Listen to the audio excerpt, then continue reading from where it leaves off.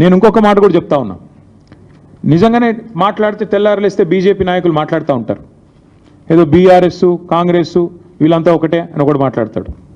నేను బీజేపీ నాయకత్వాన్ని అడుగుతున్నా, నేను అనుకుంటా ఉన్న ప్రధానమంత్రి గారికి లేదా ఫైనాన్స్ మినిస్టర్కి తెలియకుండానే జరిగిందని నేను అంటా ఉన్నా. I would like to give them the benefit of doubt. వాళ్ళకి తెలియకుండానే ఈ కింది లెవెల్లో బీజేపీ ఎంపీలుగా ఉన్న వాళ్ళు కొంతమంది చేసిన వ్యవహారం, వాళ్ళు బ్యాంకులను మేనేజ్ చేసినారని నేను అనుకుంటా ఉన్నా. ఒకవేళ నిజంగానే బీజేపీ సిన్సియర్గా ఉంటే, కేంద్ర ప్రభుత్వానికి చిత్తశుద్ధి ఉంటే, ఈ విషయంలో నేను స్పష్టంగా డిమాండ్ చేస్తా ఉన్నా, వెంటనే ఇన్వెస్టిగేషన్కి ఆదేశించండి. ఒకవేళ సిబిఐ కాకపోతే సివిసి లేదా SEBI can start an investigation, ED can start an investigation because money is involved, and even SFIO serious fraud investigation office can initiate enquiry. ఇందులో ప్రతి ఆధారం ఇప్పుడు నేను చెప్పింది మీకు దొరుకుతుంది. ఇందులో ఏం కూడా పబ్లిక్ డొమైన్లో ఆల్రెడీ ఉంది. It's a matter of stitching it up.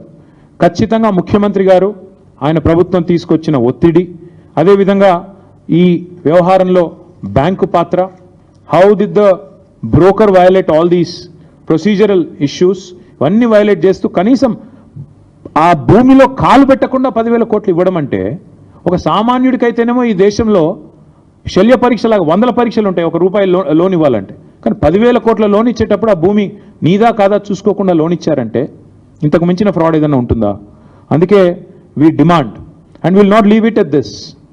నేను ఖచ్చితంగా చెప్తున్నాను, ఈ వ్యవహారాన్ని ఇక్కడితో వదిలిపెట్టం. ఎందుకంటే రేవంత్ రెడ్డి గారు తెరలేపింది, తెర తీసింది ఈ 400 కోట్లకే కాదు. మన అసెంబ్లీలో మా సభ్యులు అడిగినారు ప్రశ్న, ఇంకా ఏమేమి భూములు అమ్ముతారని. ఇదే బ్రోకర్ ఎవడైతే ట్రస్ట్ అడ్వైజర్ ఎవడో ఉన్నాడో వాడికి HMDA భూములు కూడా అప్పచెప్పారు. 60,000 కోట్ల విలువ చేసే భూములు వాడికి అప్పచెప్పారు. సో దీనికి ఇక్కడితో అడ్డుకట్ట వేయకపోతే ఇంకొక 60,000 కోట్ల దోపిడీకి కూడా రేవంత్ రెడ్డి గారి ప్రభుత్వం ఆల్రెడీ స్కెచ్ చేసింది, తెరదీసింది, రెడీగా ఉన్నారు. ఇది మాది కాదు, కావాలంటే అసెంబ్లీ ఆన్సర్ కూడా నేను మీకు పంపిస్తాను, మీరు చూసుకోవచ్చు. 60,000 కోట్ల విలువ చేసే HMDA భూములను కూడా ఇదే బీకన్ ట్రస్టీషిప్, అదేవిధంగా ఆ ఫ్రాడ్ ట్రస్ట్ అడ్వైజర్ ఎవరు ఉన్నారు వాళ్ళిద్దరిని కూడా మరి అప్పజెప్పి వాళ్ళ ద్వారా దోపిడీకి పాల్పడే ఆలోచనలో రేవంత్ రెడ్డి ప్రభుత్వం ఉంది. We demand that union finance ministry ask RBI to investigate this matter. వెంటనే సీరియస్ ఫ్రాడ్ ఇన్వెస్టిగేషన్ ఏజెన్సీ దిగాలి ఇందులోకి. SEBI also should focus on this. 100% ఈ beacon trusteeship and trust investment అనే సంస్థలని వెంటనే నిషేధం విధించాలి till further enquiry. We demand that all financial transactions of these two agencies and these two institutions be suspended with immediate effect because they have committed a massive fraud. అట్లాగే ఈ చట్టవిరుద్ధమైన bonds ఏవైతే వీళ్ళు తీసుకొని 10,000 కోట్లు కుంభకోణానికి తెరదీశారో వాటిని కూడా RBI వెంటనే రద్దు చేయాలని చెప్పి కూడా మేము డిమాండ్ చేస్తున్నాం. తప్పకుండా ఒకవేళ కేంద్ర ప్రభుత్వం స్పందించకపోతే మేమేమనుకోవాల్సి వస్తుందంటే ముమ్మాటికి ఇద్దరు కుమ్మక్కై చేస్తున్నారు అనుకోవాల్సి వస్తుంది. నిజంగా బీజేపీకి చిత్తశుద్ధి ఉంటే, కేంద్ర ప్రభుత్వానికి చిత్తశుద్ధి ఉంటే మీరు వెంటనే స్పందించండి. నిజంగానే మీకు ఈ వ్యవహారంతో సంబంధం లేకపోతే, నిజంగానే ఈ వ్యవహారంలో మీరు నిక్కచ్చిగా ఉన్నట్టయితే వచ్చి ఆందోళన చేశారు కదా, HCU భూములు అమ్మొద్దు అది అని చెప్పి ధర్మేంద్ర ప్రధాన్ గారు ఉత్తరం రాసినారు. తర్వాత ABVP వాళ్ళు గొడవ చేశారు, తర్వాత ఎమ్మెల్యేలు కూడా అరెస్ట్ అయ్యారు బీజేపీ వాళ్ళు. మరి if you are serious then immediately call for an enquiry. లేకపోతే ప్రజలు ఖచ్చితంగా ఇద్దరు కలిసే చేస్తున్నారు ఇది అనుకునే ప్రమాదం ఉంది. అందుకే this letter details out everything. నేను బీజేపీ ఎంపీ గారు అంటున్నాను, పేరు చెప్పట్లేదని మీ వాళ్ళు కొంతమంది క్వశ్చన్ మార్క్ ఫేస్ పెట్టున్నారు. వారికి నేను చెప్పేది ఏమంటే, ఆ ఎంపీ గారికి రేవంత్ రెడ్డి గారు కొన్ని లాభాలు చేయబోతున్నారు. చేసిన తర్వాత క్విడ్ ప్రోకో ఏంటని నేను ఎస్టాబ్లిష్ చేస్తూ మీ ముందుకు వస్తాను. So till such time we are demanding and if government does not respond I'm going to a court. ఖచ్చితంగా కోర్టుకి పోతాము. మేము స్వయంగా అవసరమైతే పోయి ఫైనాన్స్ మినిస్టర్ని, ప్రైమ్ మినిస్టర్ని కూడా అవసరమైతే కలిసి రాజ్యసభలో కూడా ఈ అంశం లేవనెత్తి, లోక్సభలో కూడా లేవనెత్తి, తప్పకుండా లోక్సభలో కూడా మా ఫ్రెండ్లీ పార్టీస్ ద్వారా లేవనెత్తి తప్పకుండా ఈ అంశం ప్రభుత్వ దృష్టికి, ప్రజల దృష్టికి తీసుకుపోయే బాధ్యత మాది. ఏమంటారు? ఒక నిమిషం. Apex committee had come to determine whether or not, apex కమిటీకి మేము డీటెయిల్డ్గా నేను హరీష్ రావు గారి నేతృత్వంలో, సబితా గారి నేతృత్వంలో, RS ప్రవీణ్ కుమార్ గారు, ఇంకా ఇతర పెద్దలందరూ, శ్రవణ్ గారు అందరూ పోయి చాలా వివరంగా చాలాసేపు చాలా విషయాలు చెప్పారు. అందులో ఎట్లా ప్రభుత్వం ఎందుకంటే నేను వచ్చిన apex committee chairman is an IFS officer, forest service officer. వారు వచ్చింది ఎన్వైర్న్మెంట్ యాంగిల్లో. అందుకే నేను అక్కడ ఫైనాన్షియల్ ఫ్రాడ్ గురించి వారికి చెప్పలేదు. వారు వచ్చింది కేవలం సుప్రీంకోర్టు గ్రీన్ బెంచ్ చేసిన కమిటీ, అది ఎంపవర్డ్ కమిటీ. అందుకే వారికి నిన్న చెప్పింది ఏంటంటే, అక్కడ జరిగిన పర్యావరణ హననం, ఎట్లా జింకలు చంపేశారు, ఎట్లా 100 ఎకరాలు దొడ్డిదారిన దొంగదారిన తమది కాని భూమిలో చొరబడి దొంగల్లాగా ప్రభుత్వం చేసింది, అంతా కూడా చెప్పాము. చాలా detailed note. In fact it was appreciated. This morning I got a message from a lawyer, senior lawyer, saying అద్భుతంగా ఒక లాయర్ రాసినట్టు రాసినారు మీ రిప్రజెంటేషన్ కూడా అని. So that's how competent representation it was to the committee. అది నిన్న చేశాము. ఈ రోజు నేను బయట పెడుతుంది ఆర్బీఐ కానీ ఇంకో సీరియస్ ఫ్రాడ్ ఇన్వెస్టిగేషన్ ఏజెన్సీ కానీ వాళ్ళు వెంటనే ఇన్వాల్వ్ అయ్యే విధంగా పూర్తి డీటెయిల్స్తో ఈ లెటర్ నేను వారికి పంపుతాను.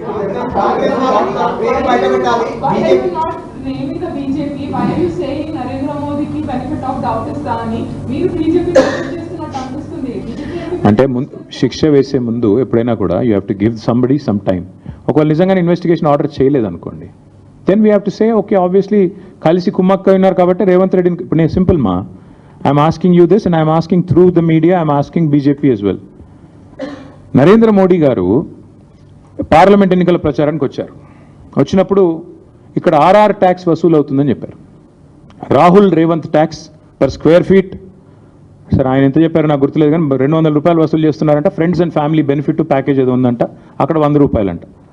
అది జరుగుతుందని మోడీ గారు చెప్పారు, ప్రధానమంత్రి. వచ్చిన తర్వాత మరి ఇప్పటికీ పార్లమెంట్ ఎలక్షన్స్ అయిపోయి దాదాపు సంవత్సరం అయినట్టుంది, zero action.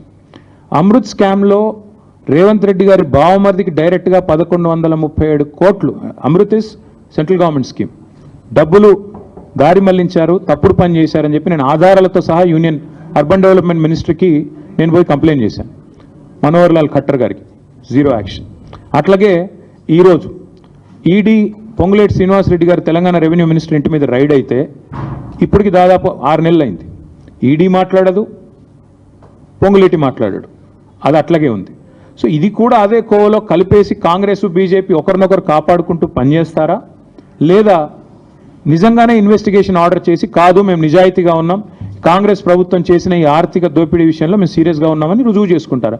Let us give them the benefit of doubt and also some time. If they don't come forward for an investigation, maybe within 1 week, 10 days, I'll go personally and complain. అప్పుడు కూడా స్పందించకపోతే ultimate డెమోక్రసీలో ప్రజా కోర్టే పెద్ద court, ఆడికే పోతాం, ఆడనే చెప్తాం ఇద్దరు దొంగలు తోడు దొంగలు కుమ్మక్కైనారని చెప్తాం. ఏముంది అందులో?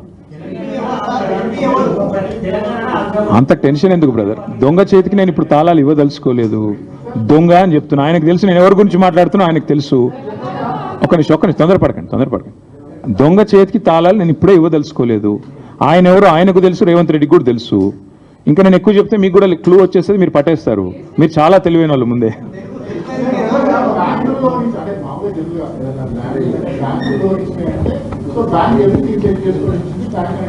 అదే రమణ, ఈ దేశం ఎట్లుందంటే రమణ గారు, ఒక్క నిమిషం, ఈ దేశం ఎట్లుందంటే రమణ, ఒక్క నిమిషం రమణ, ఒకవేళ లోన్ అడిగితేనేమో 100 డాక్యుమెంట్లు చెక్ చేస్తారు.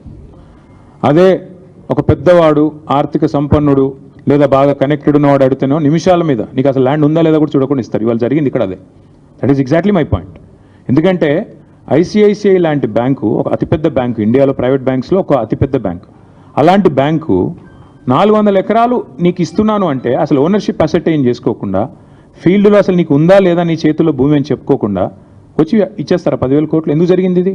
మధ్యలో ఉండే బ్రోకర్కి ఇచ్చిన 170 కోట్ల లంచం, రేవంత్ రెడ్డి ఆ బీజేపీ ఎంపీ కలిపి ఆడిన నాటకం, పైనుండే కొంతమంది అధికారుల సహకారంతో ఆర్బీఐతో ఉండే ఒక అంతర్గతమైన దాంతో చేశారు ఇదంతా. అందుకే నేను అంటున్నా సీరియస్ ఫ్రాడ్ అని ఎందుకంటున్నా, ఎస్ఎఫ్ఐఓ ఇన్వాల్వ్ కావాలని ఎందుకంటున్నా. 10,000 కోట్ల ధనం ఇవాళ ఐసిఐసిఐ ఇవ్వడము తప్పు, అది కూడా నాది కాని భూమిని నేను తనఖా పెట్టడమే తప్పు కదా. కాబట్టే ఇవాళ we are asking for an enquiry. చేస్తారా లేదా సస్తారా వాళ్ళ ఇష్టం. అది I think that is something we have to wait and see. Diwakar garu, ఒక దివాకర్ గారు,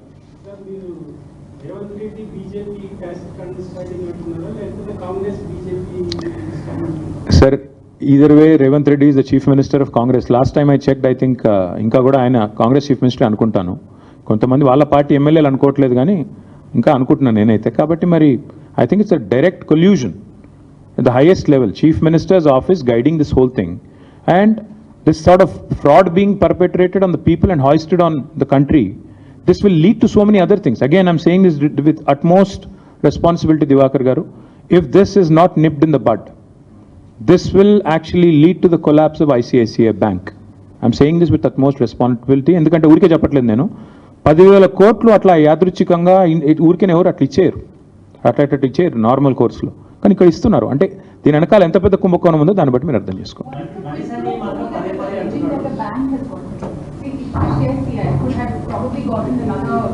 We'll find out through the investigation. Why rush? I'm alleging clearly, ma'am, that a land that does not belong to TGIAC has actually been pledged to a broker called Beacon. Now this Beacon fellow goes to ICICI and says this is a land which is valued at 75 crores per acre, whereas the actual value is something else and the ownership is something else altogether. Therein lies the fraud. What else do you need to get an investigation going on? Once we start the investigation, I think you will find more details. అందులో దొంగలు ఎవరెవరు తిన్నారు, ఏమేమి తిన్నారు, బ్యాంకులో ఎవరు involve అయ్యారు, broker ఎక్కడున్నాడు, రేవంత్ రెడ్డి వెనకాల ఉన్న వాళ్ళు ఎవరు, ఇవన్నీ కూడా బయటకు వస్తాయి. ఇన్వెస్టిగేషన్ అయితే స్టార్ట్ అవ్వనివ్వండి. మొత్తం నన్నే you want me to be the judge and jury right now? Absolutely not just SEBI. I'm saying CVC, SEBI, everybody is competent to intervene in this.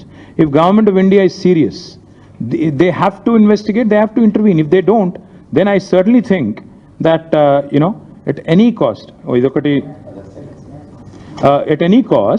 at any cost, ultimately, ఇవాళ జరిగేది ఏమంటే, మీరు రాష్ట్ర ప్రభుత్వం చేసిన ఈ ఆర్థిక దోపిడీ, ముఖ్యమంత్రి గారి కనుసన్నలో జరిగిన ఈ ఆర్థిక దోపిడీ, ఇఫ్ ఇట్ గోస్ అన్చెక్డ్, వాళ్ళు నెక్స్ట్ దానికి ఆల్రెడీ 60,000 కోట్ల కుంభకోణానికి రెడీగా ఉన్నారు. ఇంకొకటి అల్టిమేట్గా జరిగేది ఏంటి మేడం ఇందులో అంటే, 75 కోట్ల వాల్యుయేషన్ 40 కోట్లకు తగ్గించి వాళ్ళకి కావాల్సిన వాళ్ళకి భూములు కట్టబెడుతున్నారు. అందులో ఐసిఐసిఐ బ్యాంక్లో పనిచేసే మేనేజర్ ఉన్నాడో, వాళ్ళు ఎవడున్నాడో నాకేం తెలుసు, మీకేం తెలుసు. ఇన్వెస్టిగేట్ చేస్తే తెలుస్తుంది. అల్టిమేట్గా the whole sketch, the whole plot is orchestrated by CM Revanth Reddy. నేను అనడం లేదు, అక్కడ రికార్డ్స్ చెప్తున్నాయి నా తమ్ముడు. నేను చెప్పడం నువ్వు చెప్పడం కాదు కదా పాయింట్. నేను ఇప్పుడు నీకు చూపెట్టింది రిజిస్ట్రేషన్ పత్రాలు. ఈరోజు టైటిల్ డీడ్ వాళ్ళకి ట్రాన్స్ఫర్ అయిందా, పేరుకి మారిందా, మ్యూటేషన్ జరిగిందా? ఒక జీవో అనే కాగితం తప్ప 75 కోట్లు పర్ ఎకరం అని. తర్వాత ఇప్పుడు బ్రదర్ నీకు తెలుసు కదా ప్రాసెస్ ఎట్లుంటుంది. నువ్వు ఒక ప్లాట్ కొనుక్కున్నావు బ్రదర్, ప్లాట్ కొనుక్కుంటే ఏం స్టెప్స్ ఉంటాయమ్మా? రిజిస్ట్రేషన్ ఉంటుంది, తర్వాత మ్యూటేషన్ ఉంటుంది, అంతేనా? సేల్ అగ్రిమెంటు, సేల్ డీడీ అన్ని జరగాలి. జరిగిన తర్వాతనే ఫైనల్గా నీకు నీ పాస్బుక్లోకి ఎక్కుతుంది. మరి నీకు పాస్బుక్కే లేదు, నీకు అసలు మ్యూటేషనే జరగలేదు, నీ టైటిలే ట్రాన్స్ఫర్ కాలేదు, నీది కాని భూమి నువ్వు అమ్మేస్తే ఒప్పుకుంటావా? జరిగింది అక్కడ, ఇక్కడ. అది that is the biggest fraud. చేసింది ఎవరు? Revanth Reddy. That's the whole point.